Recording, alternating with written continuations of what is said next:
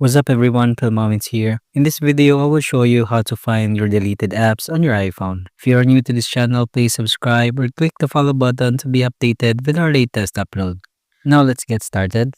So if you have deleted an app or remove it, you can find it by first going into the App Store. And once you're in the App Store, tap on your profile and that will open your profile settings.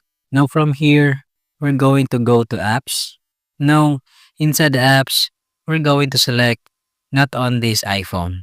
And that will show you basically the apps that have been removed or deleted from your Apple account that may have been downloaded on this device or maybe another Apple device that has been using the Apple ID.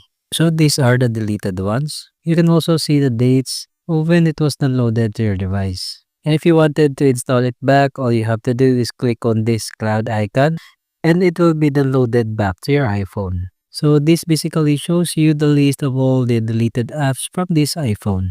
So that's it for this tutorial. For more how-to tutorials, please subscribe or click our other videos to keep on watching. Until next time, peace out.